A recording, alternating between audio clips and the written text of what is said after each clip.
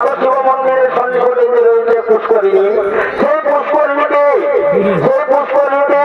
বিশ্বাবসনন্দন ভঙ্গনবরাজ রুদ্রম স্বর্গের অপ্সরীকে নিয়ে আসছেন জলকেলী করার জন্য।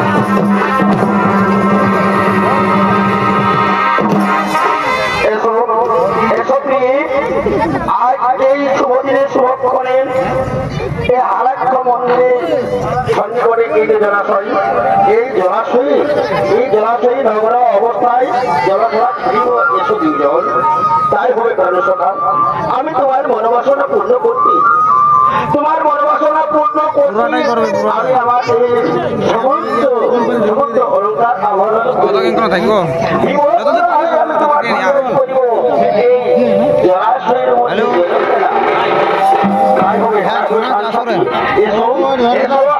আমার মনোবাসনা পূর্ণ করো।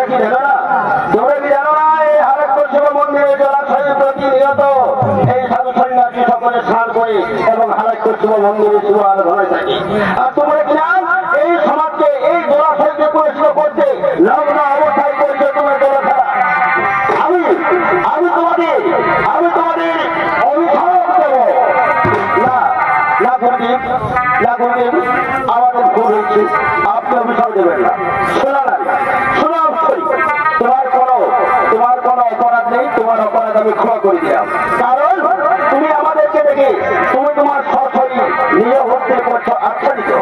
আরে আরে পশু, এই মেরা পশু এখনো রয়েছে উলঙ্গ অবস্থায়, সে এখনো রয়েছে নগ্ন, এখনো তার দেহের আভরণ নিয়ে যে করে না পরিষ্কার। তাই আমি তোকে অভিশাপ, আমি তোকে অভিশাপ দেবো না। আপনি এত বড় অভিশাপ আমায় দেবেন না, আপনি অভিশাপ আমায় দেবেন না। আমি কামের মরি অনেকের সুখের লাগে বসীভূত হয়ে আমি করেছি এ অন্যায়, করেছি অপরাধ। আপনি আমায় ক্ষমা করুন গুরুজি, আপনি আমায় ক্ষমা করুন। আমার মুখের বাক্য কোনদিন ভুলে নেওয়া যায় না। নদীর জল, নদীর দুই লক্ষ প্লাবিত করে নদীর জল হয়ে যায় সিন্ধু গহ্বরে। আরে সিন্ধু গহ্বর থেকে কোনদিন সেই জল ফিরে আসে না। তেমনি আমার মুখের বাক্য কোনদিন ফিরিয়ে নেওয়া যাবে না। অভিশাপ তোমাকে পেতে হবে। যেহেতু তুমি এই এত বড় মন্দিরের সামনে, এত বড় দেবতার পুষ্করিণীর সামনে তুমি করেছ পাপ, করেছ পশুর মতো অন্যায়, করেছ পশুর মতো কাজ, তাই আমি তোমাকে অভিশাপ দিচ্ছি। তুমি রাক্ষসকুলে জন্মগ্রহণ করবে।